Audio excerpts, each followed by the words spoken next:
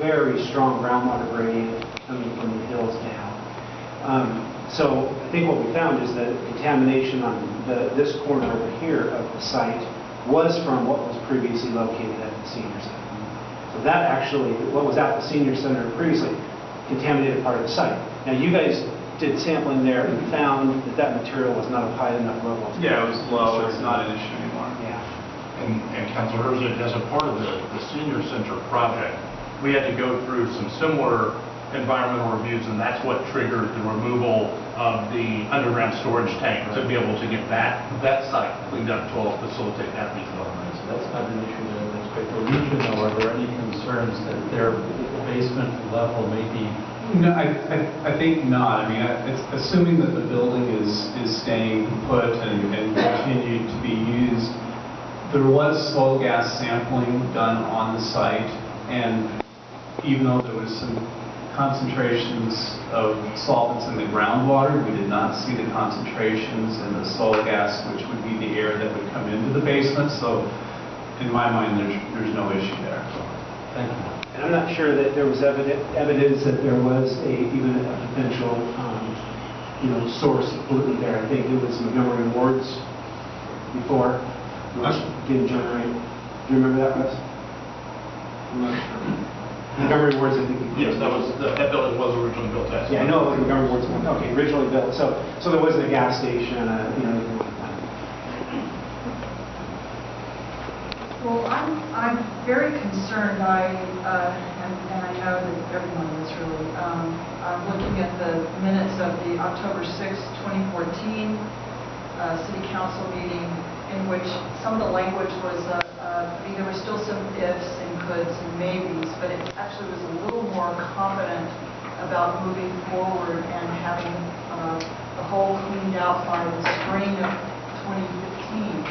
And now here it is, getting towards late summer, and we're looking at maybe spring of 2016. So if maybe, there's still a lot of ifs and maybes, so I'm wondering if it's time for us to start weighing time versus money. This has been such a long time that this has been with our downtown merchants, with our residents, with our visitors. It is really a tremendous life, and I don't know what it would cost to just get it out of there, get the soil out of there, and ask Jim Wilkins to fill it up with some good dirt and put some grass seed on it and bring it back to the public. Are there some alternatives? What can we do rather than just keep waiting year after year, season after season? So Jeff, if you could touch on some, I'm going to say, interim measures to be able to address the vacant Safeway basement until a final plan is put in place. Yeah, and I don't recall the spring 2016. I hope I didn't say that. I hope John didn't say that. Our intentions are to be proceeding with this after Labor Day as soon as possible. When we originally did have it anticipate that it would be happening in the spring, when we heard for the first time that the material moving would actually be delayed, one of the positive sides to that was that we had the CSO project going on. Back when we started this grant project, we didn't know when CSO construction was going on. So with all the trucks flying around on CSO, it didn't seem like a real bad thing to put this off to the CSO slow down a little bit. Plus, that created this opportunity to save a lot of money and not have to bring things to Hillsborough, because if we didn't have that disposal site where the CSO material was going into to blend this material with, then we would have hauled it to Hillsborough and spent a lot more money, wasted a lot more fuel. Just as a little background, when we did the demolition of the site, staff had spent quite a bit of time preparing estimates and looking at all options for filling the hole. At that time, and I think these numbers would still be relatively accurate, it was about $140,000 to $150,000 to not to remove the material, but to fill the hole. And the reason that sounds like a high number is because we have a structural issue. We have walls that were not designed to support soil. So we have two options. One is to replace the walls, which is another $150,000 or is $120,000, not in addition to that, but in lieu of about $75,000 that we were going to spend on what they call high-density foam. The foam would be stacked against the wall so that when the soil is up against the foam, it doesn't exert a pressure on the wall, because if those walls collapse, the parking structure collapses, and the Legion building's damaged, and a lot of things. So it's very complicated structurally. And you think our chair walls are complicated, those walls there are complicated, mainly because of the way Safeway was built, how the floor of Safeway was attached or not attached to the walls very well, and how those walls are not attached very well to the adjacent structure. So if you look at those big steel pipes we put in, that was just as a safety precaution to keep those walls from moving. But you cannot load those walls up with soil, which is very, very dangerous. So that foam, so right now, currently, I can tell you about 140 to 150. Once the material's removed, we can put the foam and the soil in place and bring that to a level. And that includes some drainage. You see that we have a drain on the bottom, and that would include leaving the slab down in place. DEQ is going to require that that slab be left in place because they don't want soil pushing the groundwater harder to that site. So can I just clarify, $140,000 to $150,000 to remove the soil that's there? No.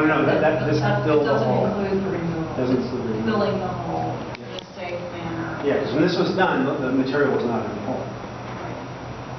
What would it cost to remove the soil that's in there now? I mean, just take it off the hill. Pretty close to our $200,000 that we have in the grant. I mean, that's what we're doing. Now, when we talked before about taking that material before it went in the hole when it was coming off this site, and we talked about disposing of it ourselves, by ourselves. DEQ was going to require that it be tested, so we would pay for the testing, which is part of this remediation, $200,000, and the disposal. And it was a council decision at that time, I believe, but I remember that we would not afford to do that in the material we build in the hole. That's when that decision was made. So what is the timeline? There was a near term, if we get a near term NFA, what is the definition of near term? In terms of removing the soil? Yep. So the anticipation is that, or what's anticipated is that we would be able to remove the soil after Labor Day. So I'm going to say late summer, early fall of this year. Yes. And after it's gone, then could we fill it? Or would you, what would be the recommendation to do when the soil is gone? Okay, so I'll say originally the idea would be, because the plan that's in place now that was approved by a previous city council, was that would be a amphitheater. And the amphitheater would not, if you were to fill to the top and say put grass and make it a temporary park, then you'd be excavating a lot of that material, maybe half of it, to build the amphitheater. Okay. So the amphitheater, the message has always been with the amphitheater was we do not want to fill that thing to the top because we don't want to pay to dig it all back out again when we build the amphitheater. But we have a different plan that we're working from now, and We'll be developed. that you're beginning to develop. So you're not even working from a plan yet. You're Right. working from a directive of the council. So we're quite a ways off, probably, unless there's somebody out there, Kevin's going to find them, I'm sure, who's ready to go and get something started out there very soon. Otherwise, we're probably looking at, another 2-3 years before this becomes any kind of usable space? Well, I think that if city council, or when city council comes up with an approved redevelopment plan, we'll know a little bit better what is anticipated on the whole, or in the whole. I'm going to say that, then if the council is wanting to do some improvements